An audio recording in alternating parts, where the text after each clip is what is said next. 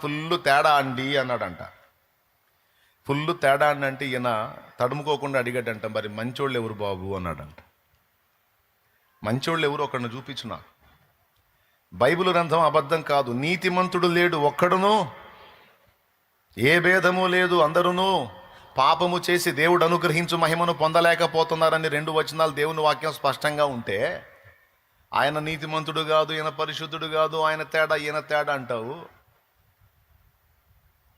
అసలు వాడు తేడానా, వీడు తేడానా, ఆమె తేడానా, ఈమె తేడానా అనే ఎంచేంత పరిశుద్ధుడిని నేనైతే కాదయ్యా. నాలో ఉండే లోపాలు నాలో ఉన్నాయి.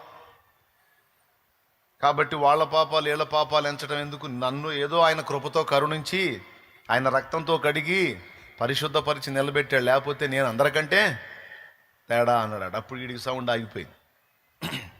అది యథార్థవంతుల లక్షణం. అవతలోడు తేడా అనగానే మనమేదో నీతిమంతులమైనట్టు, అవునా ఏందంట అని బిల్డప్ ఇవ్వకూడదు. ఎంతమందికి అర్థమైంది?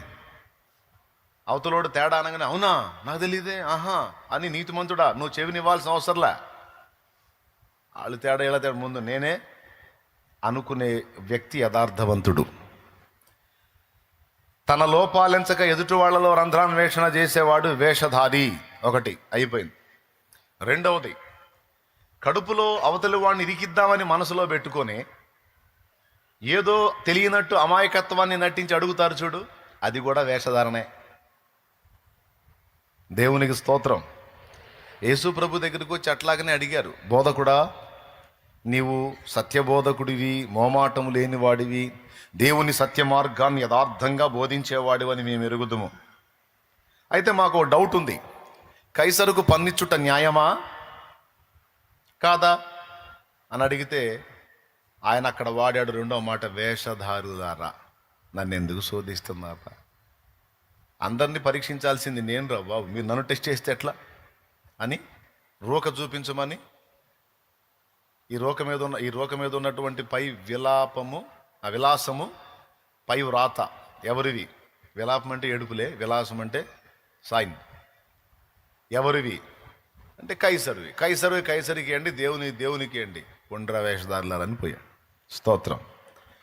ఆయన జ్ఞానానికే కేర్ ఆఫ్ అడ్రస్. ఆయన దగ్గరికి వచ్చి డ్యాన్స్ లేకపోతారు వీళ్ళు. ఎట్లా కుదురుతుందండి? జాయింట్లు తీసాడు పెడతాడు ఆయన. దేవునికి స్తోత్రం. 2. మూడవది ఇక్కడ అన్నాడు.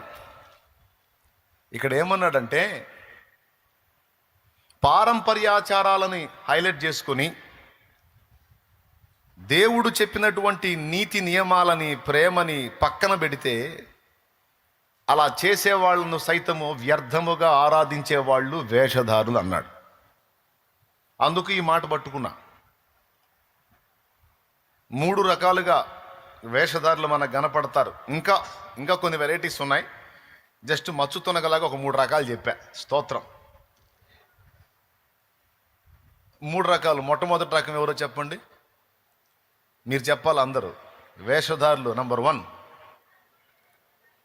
ఆడి దగ్గర 24 పెట్టుకొని అవతలోడి దగ్గర 1.60 వెతుకుతూ ఉంటాడే, వేషధారి నంబర్ 1. నంబర్ 2, కడుపులో దురుద్దేశం పెట్టుకొని పైకి షో మాటలు మాట్లాడతారే, ఈజీగా అర్థమైంది ఇట్టు చెప్తే, వేషధారి నంబర్ 2.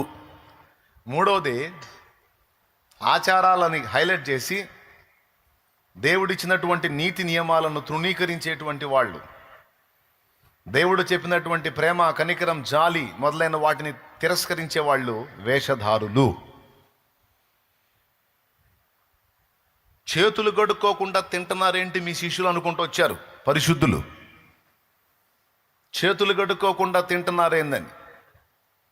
కొంతమంది కలర్ బట్టలు వేసుకొని కనపడుతున్నారు అనుకో. కొంతమంది అంటారు, ఆ చర్చికి పోయే వాళ్ళంతా కలర్ బట్టలేనండి.